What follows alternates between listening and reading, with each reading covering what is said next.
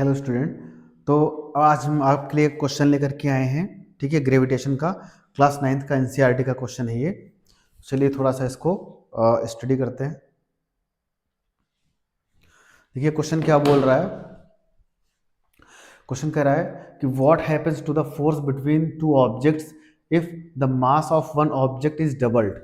अगर एक ऑब्जेक्ट का मास डबल कर दिया जाए तो फोर्स पे क्या फर्क पड़ेगा। ठीक है, तो यहाँ पर कुछ दे नहीं रखा है।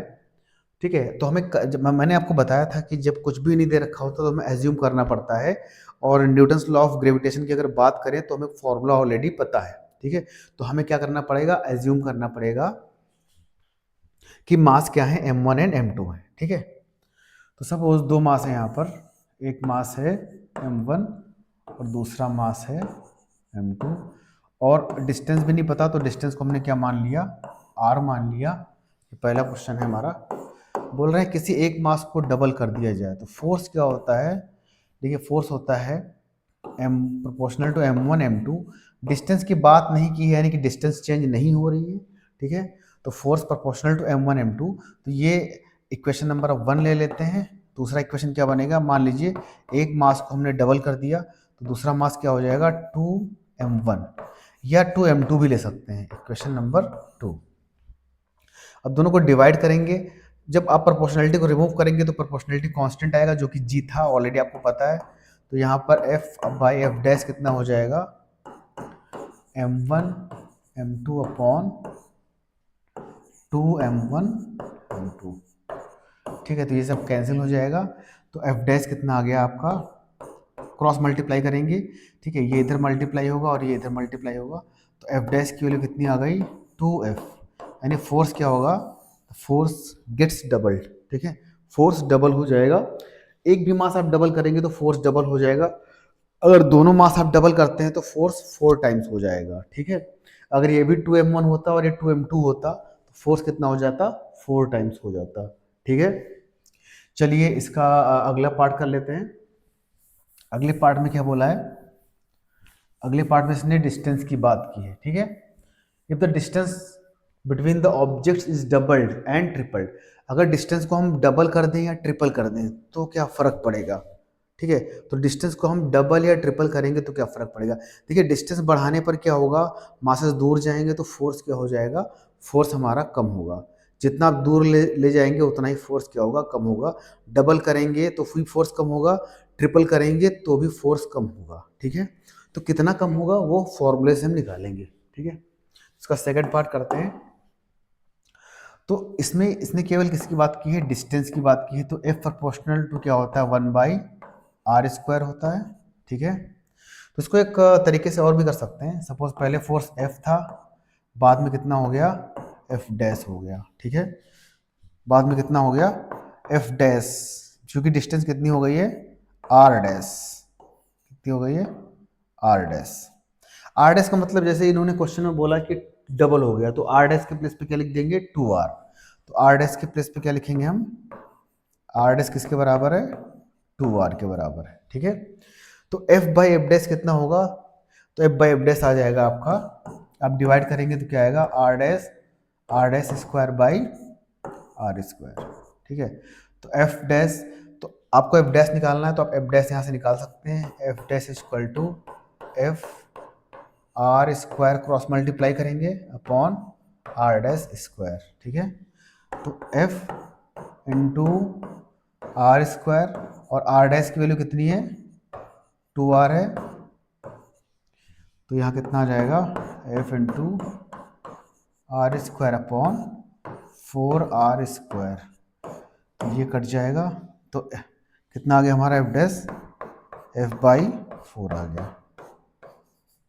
ठीक है, तो 4 टाइम्स क्या होगा, फोर्स कम हो जाएगा। मैंने ऑलरेडी बताया भी था आपको कि फोर्स कम होगा, बिकॉज फोर्स कम क्यों होगा, डिस्टेंस बढ़ रहा है तो फोर्स कम होगा। अगर डिस्टेंस को आप डबल करेंगे यानी 2 टाइम्स करें तो 2 का स्क्वायर कितना होगा, 4, यानी कि 4 टाइम्स कम हो जाएगा।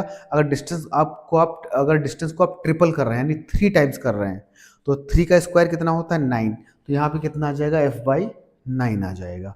अगर डिस्टेंस को आप 4 टाइम्स कर रहे हैं, 4 टाइम्स बढ़ा दे रहे हैं तो 4 का स्क्वायर कितना होता है, 16, यानी f बाई 16 होगा। ठीक है, तो सिमिलरली अगर आप आर डैश के प्लेस पर अगर मैं इसकी बात करूं, अगर मैंने आपने आर डैश के प्लेस पर यहाँ पे 3r कर दिया, ठीक है, अगर आर डैश के प्लेस पे आपने 3r कर दिया, यानी डिस्टेंस कितना हो गया, ट्रिपल हो गया।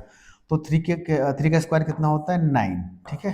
तो 9 टाइम्स हो जाएगा, कम ज़्यादा होगा कम होगा, 9 टाइम्स होगा या f/9 होगा या 1/9 टाइम्स होगा। तो आप बोलेंगे 1/9 टाइम्स, यानी कम करना है, कम कम, क्योंकि डिस्टेंस बढ़ रहा है तो फोर्स कम होगा, ठीक है। अगर मैं बोलता कि डिस्टेंस को हमने क्या कर दिया, हाफ कर दिया, हाफ का मतलब डिस्टेंस को आधा कर दिया, तो 4 टाइम्स होता। डिस्टेंस को 1/3 टाइम कर दिया, यानी और कम कर दिया, तो 1/3 का स्क्वायर 9, यानी 9 टाइम्स बढ़ जाएगा। पास आने पे फोर्स बढ़ेगा और दूर जाने पे फोर्स क्या होगा, कम होगा। तो इससे आप आसानी से क्वेश्चन कर सकते हैं, और आप चाहें तो पूरे फॉर्मूले का भी यूज करके कर सकते हैं। अगर आपको फुल फॉर्मूले से करना है तो फुल फॉर्मूले से भी कर सकते हैं। जैसे अगर डिस्टेंस को क्या किया जाए, अगर आप वो चाहते हैं उस तरीके से करना, तो वैसे भी हम कर सकते हैं इसको। सपोज मास एक यहाँ पर m1 है और दूसरा m2 है। दो इक्वेशन देखिए, दो इन्फॉर्मेशन है, दो इक्वेशन बनानी पड़ेंगी। फोर्स कितना है यहाँ पर, हमने माना कि दो मास हैं m1 m2 और डिस्टेंस कितना है, r है, r का स्क्वायर, इक्वेशन नंबर 1, ठीक है। दूसरा इक्वेशन क्या है यहाँ पर, दूसरा इक्वेशन है कि डिस्टेंस को अगर डबल कर दिया जाए, डिस्टेंस को क्या कर दें, डबल कर दें, तो फॉर्मूले में आपको r के प्लेस पे क्या रखना है, 2r रखना है। अब क्योंकि डिस्टेंस चेंज हुई है तो फोर्स भी चेंज होगा, तो कोई नया फोर्स हम f डैश मान लेते हैं या f1 मान लें, कोई दिक्कत नहीं है। तो g m1 m2, क्योंकि m1 m2 चेंज हुआ नहीं है, मास के बारे में बोला नहीं है, केवल डिस्टेंस के बारे में बोला है, तो यहाँ पर r के प्लेस पे क्या हो जाएगा, 2r हो जाएगा, 2r स्क्वायर, कितना आ जाएगा, ये आ जाएगा g m1 m2 by 4r square, ठीक है। ये क्वेश्चन नंबर 2 है। अब इन दोनों को आप डिवाइड कर सकते हैं, चाहे तो आप इन दोनों को क्या कर सकते हैं, डिवाइड कर सकते हैं। डिवाइड करने के लिए क्या करेंगे हम लोग, अगर हम चाहे तो इसको डिवाइड कर सकते हैं यहाँ पर, ये क्वेश्चन नंबर 1 डिवाइडेड बाई 2 या 2 डिवाइडेड बाई 1, आपकी जो मर्जी। क्वेश्चन नंबर 2 डिवाइडेड बाई 1, तो क्या हो जाएगा, f डैश बाई f कितना आएगा आपका, g m1 m2 by 4r square upon g m1 m2 by r square, ठीक है। तो यहाँ से क्या होगा, ये कैंसिल हो जाएगा, ये सारे जो कांस्टेंट टर्म है कैंसिल हो जाएंगे, आर स्क्वायर भी। तो आंसर क्या आएगा, एफ डैश इक्वल टू, देखिए एफ इधर जाएगा तो कितना आ जाएगा, एफ बाई, केवल यहाँ 4 बच रहा है तो एफ बाई 4 आएगा, यानी फोर्स कितने टाइम्स रिड्यूस हो गया, 4 टाइम्स। सपोज फोर्स अगर क्वेश्चन ऐसे भी दे सकता है कि पहले फोर्स कितना था, 100 न्यूटन था, और डिस्टेंस को हमने क्या कर दिया, डबल कर दिया, तो फोर्स कितने टाइम्स हो जाएगा, फोर्स फाइनल फोर्स कितना हो जाएगा, ठीक है।